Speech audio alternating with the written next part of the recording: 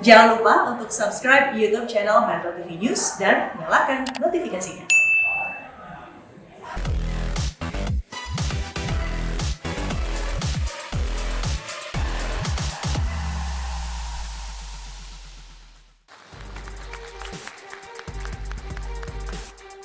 Assalamualaikum warahmatullahi wabarakatuh. Sahabat Dasat dimanapun Anda berada, senang sekali saya Bayu Oktara kembali dapat menjumpai Anda dan harapan kami semua kita dalam keadaan sehat walafiat dan tentunya dalam lindungan Allah Subhanahu wa taala. Amin ya robbal alamin. Gimana sahabat Dasat yang hadir di sini? Sehat semua? Anak-anak, keluarga juga sehat? Nah, yang kita bahas ini sebenarnya dekat sekali dengan kehidupan kita sehari-hari, mengenai amanah.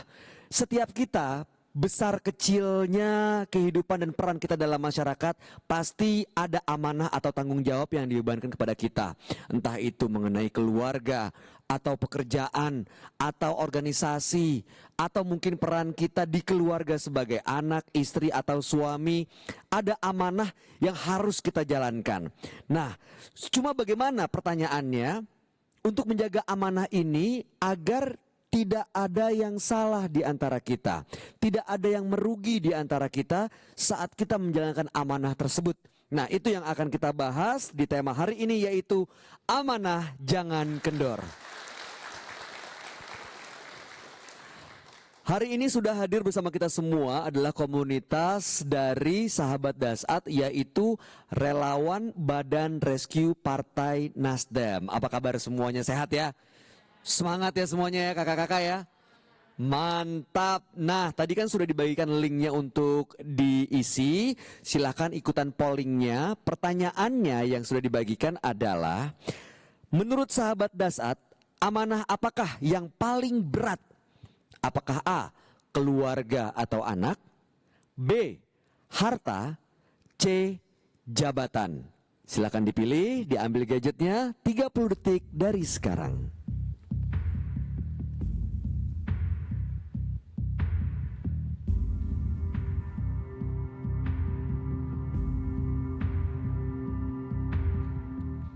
Sudah semua ya, Ibu ya, Bapak ya? Biar semangat, kita berikan tepuk tangan sekali lagi.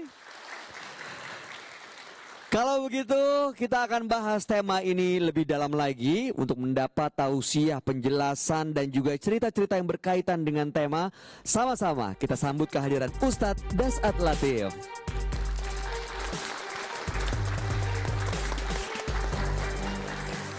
Assalamualaikum warahmatullahi wabarakatuh, Mas Bayu.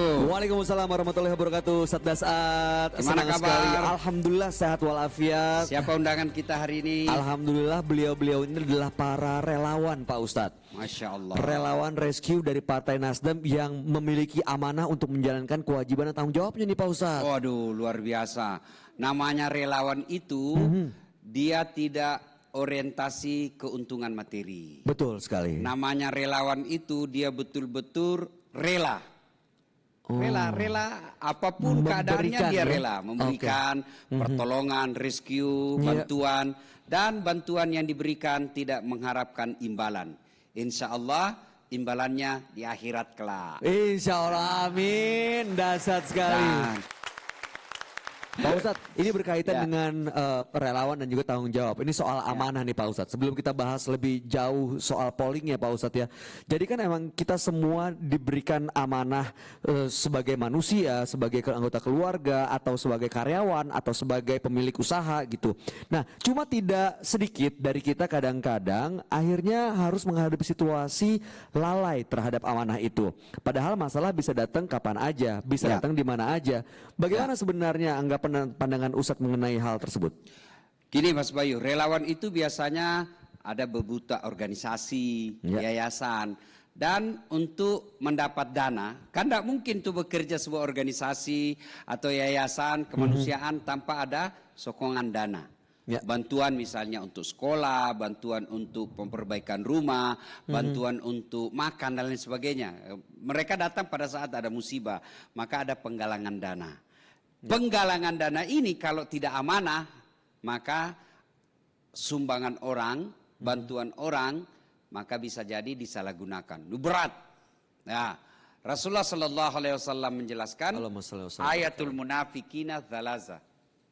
Tanda-tanda, indikator, ciri orang munafik itu ada 3. Yang pertama, apabila dia bicara bohong, bohong aja terus di mulutnya, itu sudah dia munafik. Yang kedua, apabila dia berjanji, dia ingkar. Kita akan sehidup semati. Kemanapun kau pergi, aku akan mengikutimu. Gunung kan kudaki, lautan ku seberangi, masjid kau lewati. Lah, bagaimana? Itu biasa bahasa laki-laki yang lagi jatuh cinta. Gitu. Ternyata dia ingkar janji. Itu pasti dia munafik. Dan yang ketiga, dia ketika diberi amanah, dia khianat. Nah, 3 ini orang munafik. Dan orang munafik itu ganjarannya di akhirat, kalau kita percaya Quran ya Allah Subhanahu wa taala berfirman, innal munafikina biddarkil asfali minan nar. Sesungguhnya orang munafik itu keraknya neraka ditempati. Mas Bayu, sudah neraka keraknya lagi. Nah, itulah paling bawah dong pasti, nah, Pak Ustadz. kenapa sih orang munafik ini berbahaya dan dikategorikan kerak neraka tempatnya? Gini Mas Bayu, kalau Mas Bayu musuh sama saya, terang-terangan menyatakan saya musuh dengan Dasat Latif, tentu saya waspada bos. Ya kan? Betul. Saya akan selalu hati-hati. Ada serangan dari Mas Bayu ini, saya hati-hati. Saya akan mengatur bagaimana caranya supaya saya bisa waspada. Karena nyata perang. Tapi kalau Mas Bayu baik, nyatakan kita sahabat, ternyata saya dikhianati. Saya percaya betul sama Mas Bayu, ini loh bantuan saya, serahkan. Ternyata dikhianati, maka dia bisa merusak saya. Nah, itulah sebabnya tema kita hari ini sangat tepat. Jangan kendor.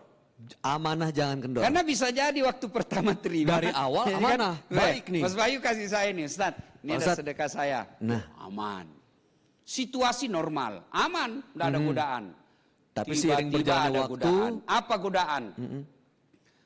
Kredit jatuh tempo. Ya kan? Ngamu istri. Datang tukang tagih, mau disegel kita punya rumah. Pegang duit ini, kita ada duit nih. Oh, kendor. Masuk godaan setan. Ambil aja dulu, ambil aja dulu. Ambil aja, sementara aja itu, sementara. Itu setan. Mas Bayu, Ibu Bapak tahu enggak kata Quran ketika berbicara tentang godaan setan? Khutuwatis syaitan.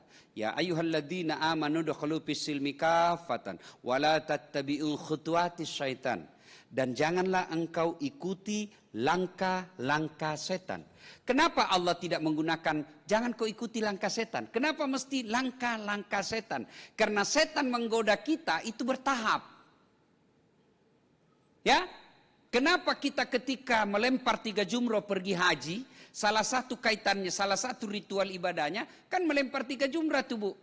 Kita kemarin baru lebaran kan? Ya. Itu yang melempar hari pertama, tanggal Kedua, 8. betul. 8 itu disebut hari tarwiyah, hari berpikir-pikir. Kenapa? Karena Ibrahim waktu itu digoda oleh setan. Berpikir Ibrahim ini dilempar itu. Ya. Nah, kemudian yang kedua dilempar lagi setan menengah. Ketiga lempar lagi setan kecil, setan besar. Kenapa mesti 3 kali melempar dan kenapa mesti 3 hari? Kenapa tidak kumpul saja itu batu yang harus 3 hari, 1 hari saja sudah lempar. Ada orang melempar Bu dari Indonesia dilempar.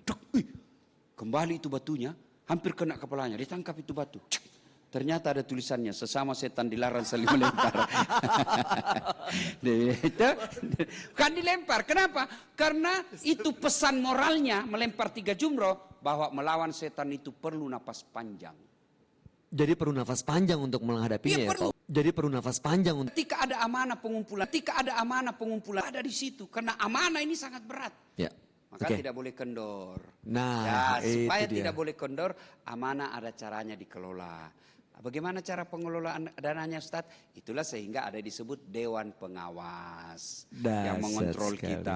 Tapi setan tahu juga, ini Dewan Pengawas kan manusia juga. Bisa digoda juga. Boleh digoda juga dia.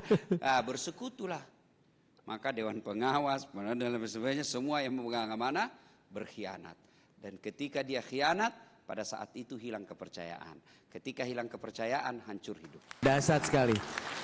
Baik, Pak Ustadz, berkaitan dengan polling bersama sahabat Hasan yang hadir di sini, tadi amanah apa yang paling berat? Apakah A, keluarga atau anak, ataukah B, harta, ataukah C, jabatan? Menurut Ustadz dari bobot dan bebannya, mana sebenarnya amanah yang paling berat? Tanggung jawabnya sebenarnya amanah jabatan. Karena kalau anak, ya satu aja. Beberapa anak saya kan, misalnya 4, 5 anaknya, kepada 5 aja ini. Kalau kalau harta pribadi saya salah gunakan, harta orang saya salah gunakan, ya mungkin Mas Bayu cuma 2 orang yang saya hina. Tapi kalau jabatan, menjadi seorang bupati, lalu berkhianat terhadap jabatan sebagai bupati, satu kampung, satu kabupaten kita punya dosa.